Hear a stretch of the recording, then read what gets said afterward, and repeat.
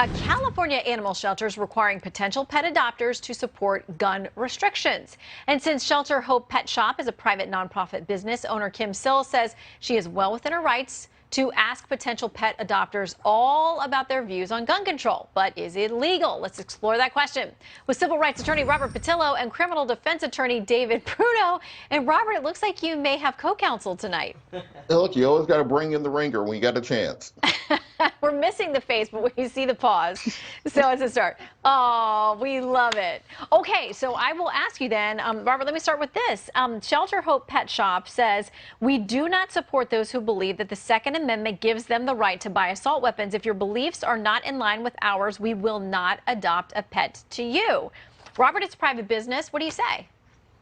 Absolutely not. You can't do that. Under the Commerce Clause, any business or organization that has any indicia on interstate commerce is under federal law. If you did not have that as a rule, you will be going back to the days of having political tests. Imagine if they had a Planned Parenthood test before you could, donate clothes to Goodwill, or if they had a test for whether or not you were a member of a certain political party before they would seat you at a certain charity event. So I don't think that anywhere in the law is going to allow you to do so, because that just further separates and polarizes our society instead of bringing us together right now.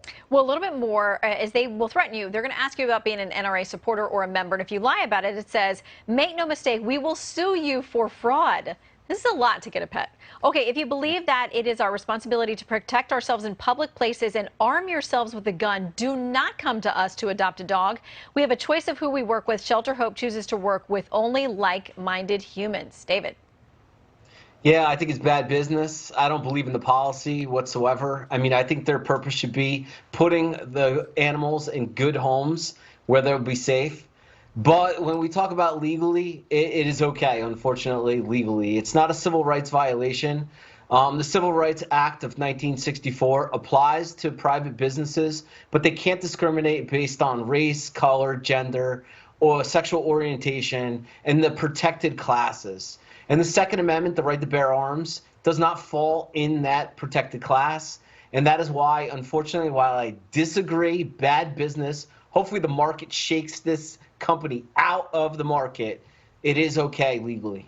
I'm going to end up with another dog by the time this segment is over because of all the cute videos of dogs.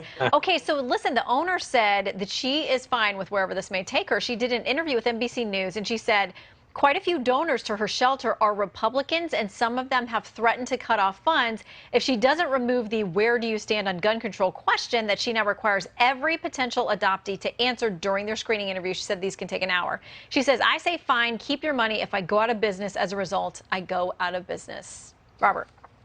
Yeah, she's going to go out of business. I think that's just pretty clear. If not because of the lack of donations, it's going to be because of the lawsuits against her.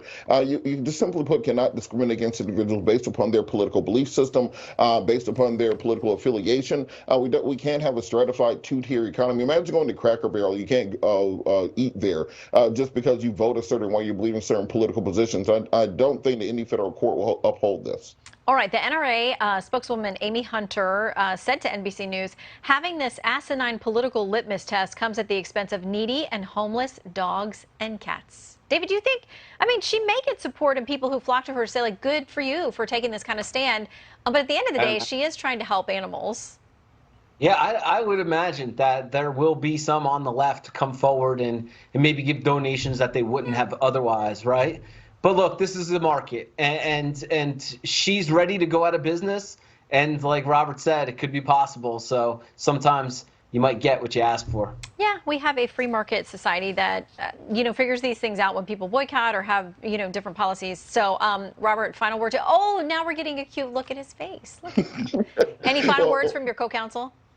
I think most important thing to come out of this story, people need to go to their local animal shelters and adopt animals. I know you want to get the specifically bred ones from the breeder. Go get yourself a shelter animal. They are great pets and they deserve homes. I know. That's what my dad did as we were growing up. He always said it's time to go in and get someone off doggy death row. And we had amazing dogs. All right, gentlemen, thank you so much. Thanks, Shannon. Okay, some good news before.